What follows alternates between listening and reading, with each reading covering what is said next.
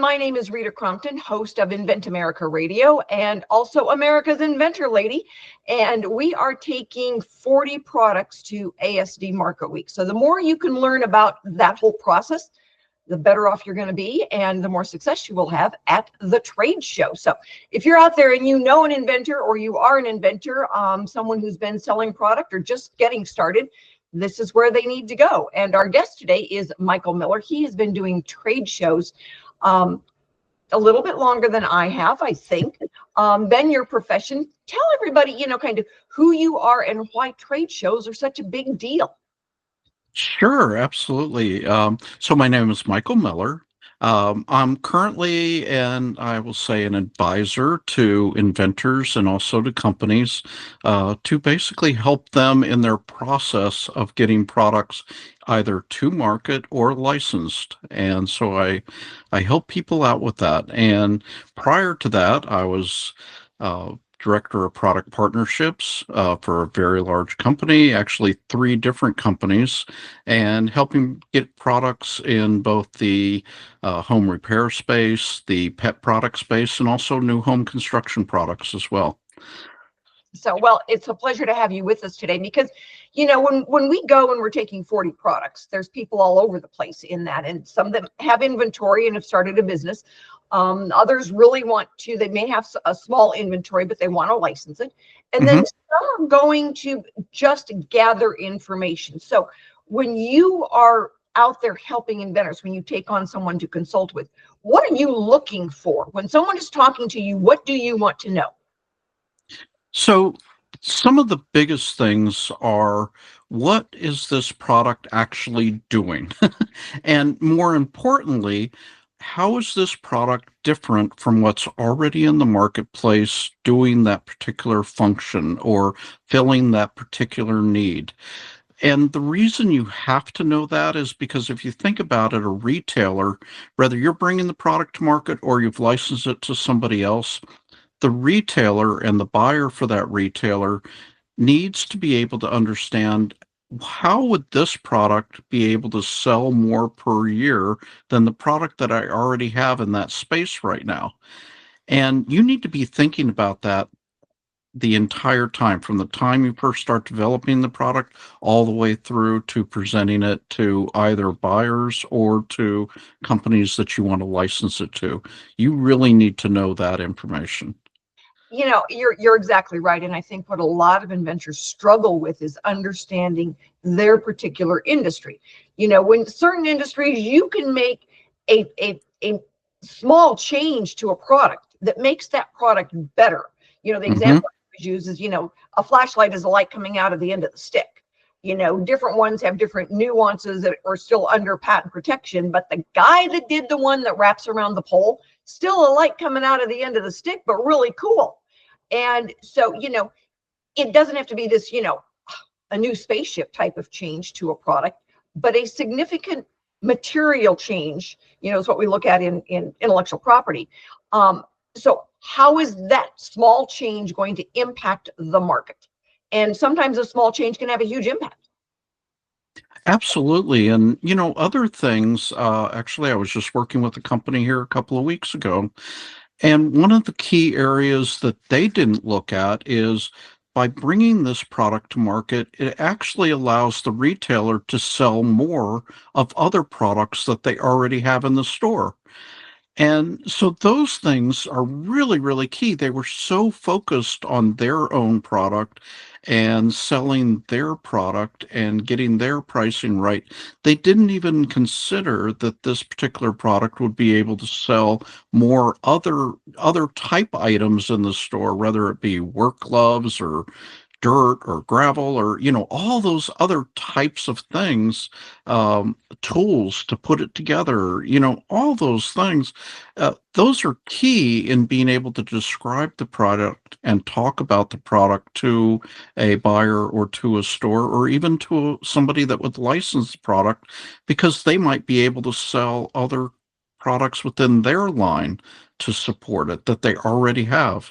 Yeah, we've just got a licensing check coming to us on a similar type of situation where the company wanted to license the inventor's product as a giveaway to the product they were already selling, because it would make that product then better in the marketplace than the competition. And so however many they manufacture, they pay him a flat rate based on how many they manufacture, as opposed to how many they sell.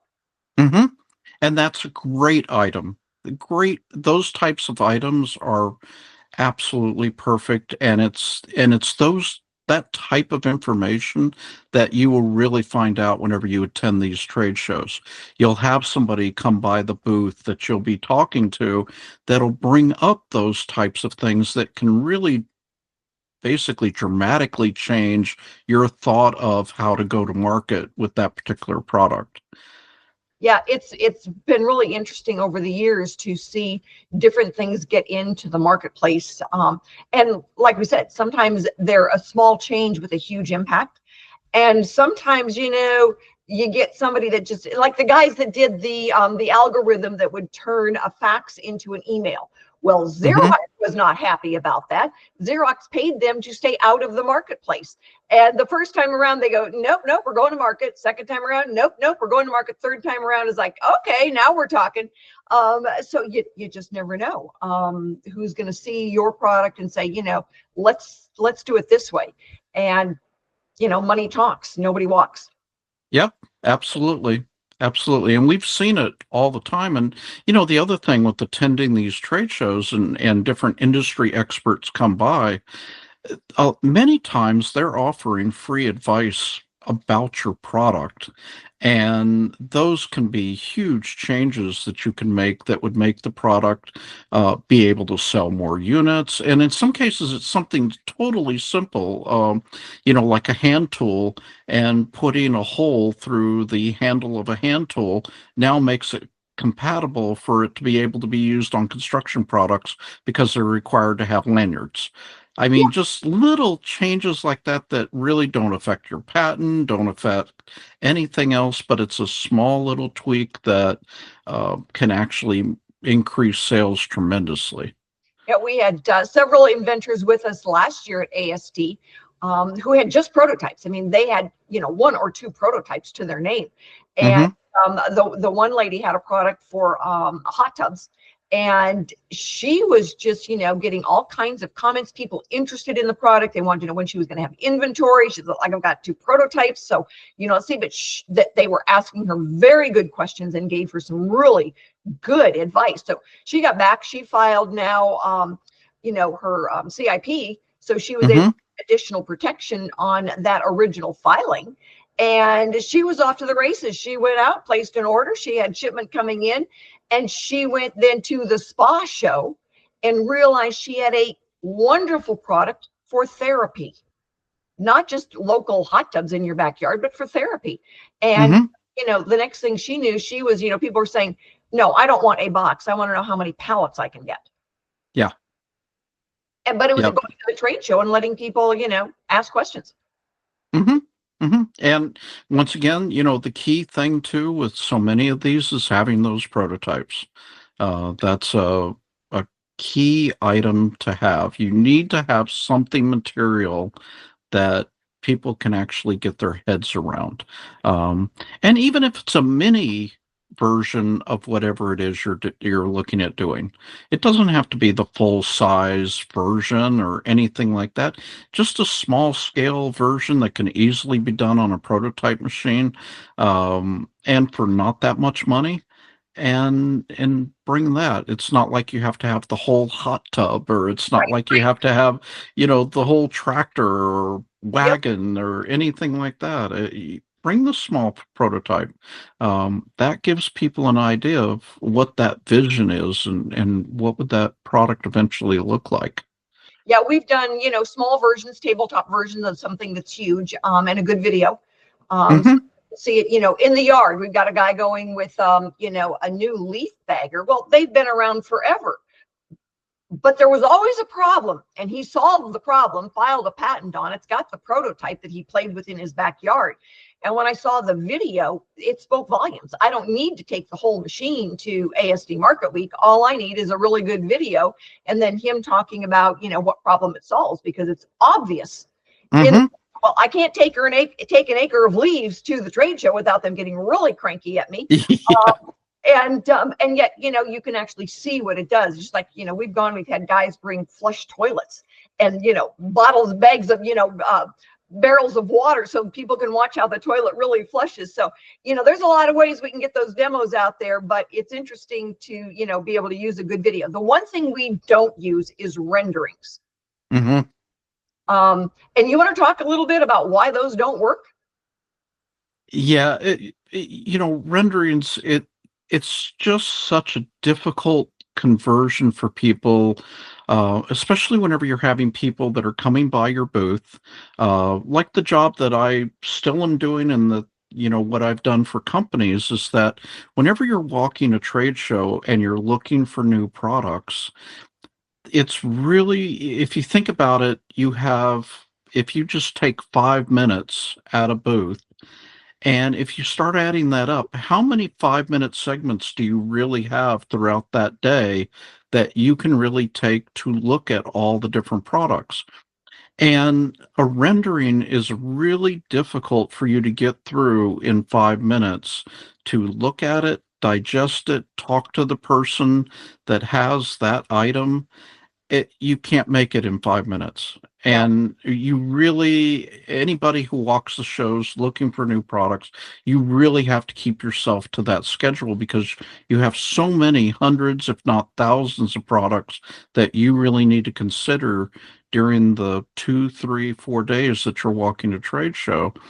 And something like that is just not something that really sticks in your head. Yeah. Something that you can pick up and look at, and in many cases even take a sample with you or have a sample sent to you after the show.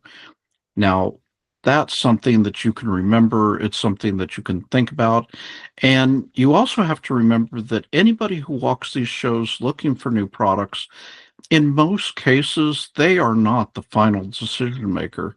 They're the influencer, and they might have a lot of, ability to influence people within the company. Even if it's a CEO, that CEO still has to bring it to his engineers, still needs to bring it to his product managers, his salespeople.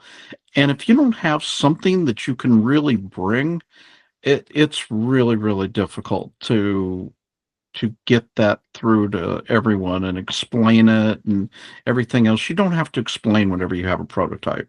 It's there. Everybody understands it. Yeah, you can see it, feel it, watch it work. And, I always tell inventors, it's like, well, you can do renderings of life on Mars, and it doesn't mean it's really there. And so renderings, in my mind, were never they could be, but they weren't a guaranteed reasonable representation. Because Yeah, they still make believe.